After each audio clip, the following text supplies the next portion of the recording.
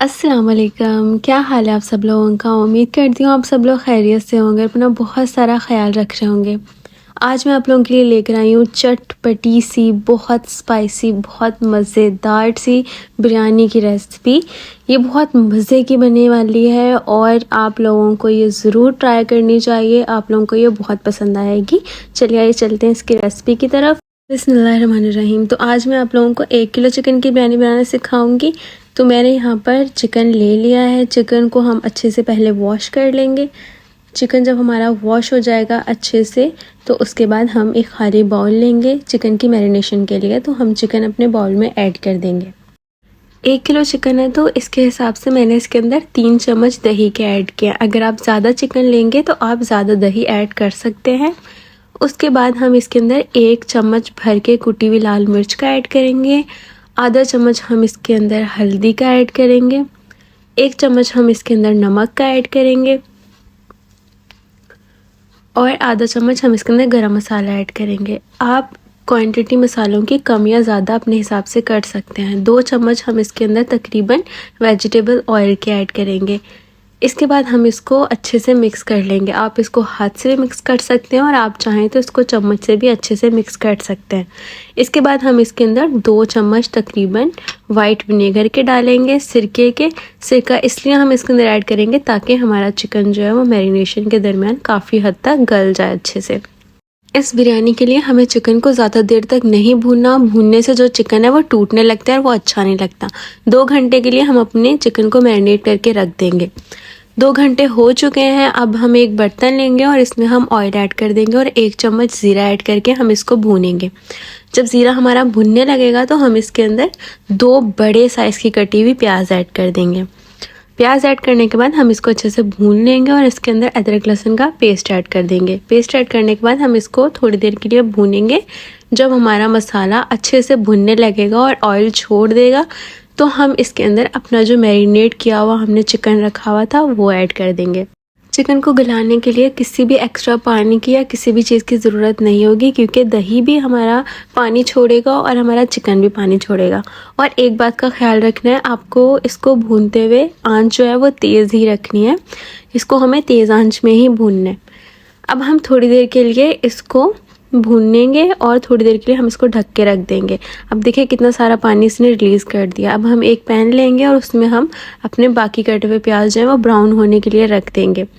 साथ साथ में हम अपने चिकन को भी चेक करते जाएंगे, चम्मच चलाकर देख लेंगे नीचे तो नहीं लग रहा, और हम इसको पकाते जाएंगे। हमें इसे तेज़ आंच पे ही पकाना है। जब हमारा चिकन ऑयल छोड़ देगा तो हम इसके अंदर अपने 2 अदद बड़े कटे हुए टमाटर ऐड कर देंगे।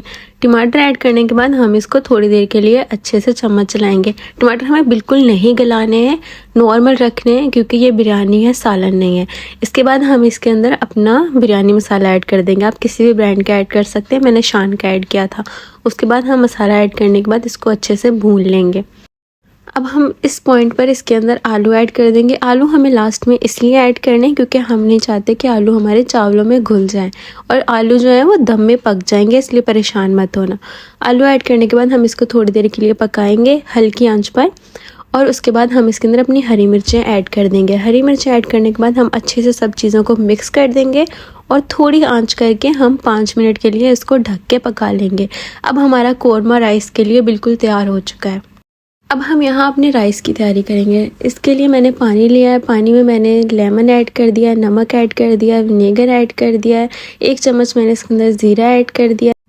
2-4 टुकड़े मैंने इसके अंदर दालचीनी के ऐड किए। 1 चम्मच भर के लौंग का ऐड किया। अब हम पानी पकने तक इसको पकाएंगे।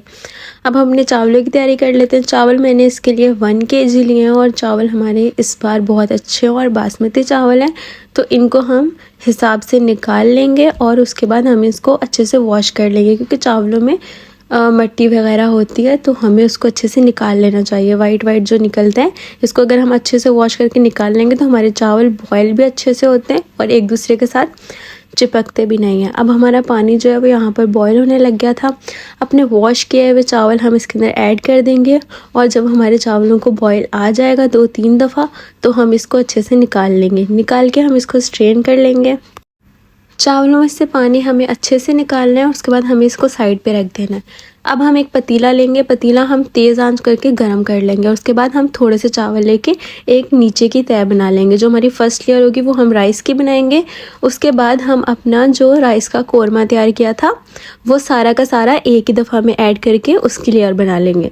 उसको हम अच्छे तरीके से सारे चावलों पर फैला देंगे ताकि उसकी एक अच्छी सी लेयर बन जाए। अब हमारे जो बचे हुए चावल हैं वो सारे के सारे हमने आखिरी लेयर में डाल देने हैं और इनको हमने अच्छे से फैला लेना है। इसके लिए जो हमने अपने प्याज ब्राउन किए थे वो ऐड करने हैं, लेमन के स्लाइस कट करके रखे थे वो ऐड कर देने हैं और हमने इसके साथ हरी मिर्चें ऐड कर देनी है और हमने टमाटर कट करके रखे थे वो भी ऐड कर देने और हमने इसके ऊपर थोड़ा सा पुदीना ऐड कर देना है। ये हमारे दम की तैयारी है। हम इसको जो आप दम में डालना चाहते हैं आप डाल सकते हैं।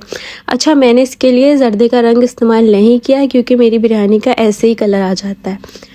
चलिए जी, अब हमारी बिरयानी बहुत अच्छे से तैयार हो चुकी है। अब इसको अच्छे से मिक्स कर लेंगे। इसको मिक्स जो है वो मेरे हस्बैंड ने किया था क्योंकि वो बहुत अच्छी बिरयानी मिक्स करते हैं। तो जी, बिरयानी हमारी तैयार हो चुकी है। उम्मीद करती हूँ आपको ये बहुत पसंद आई होगी।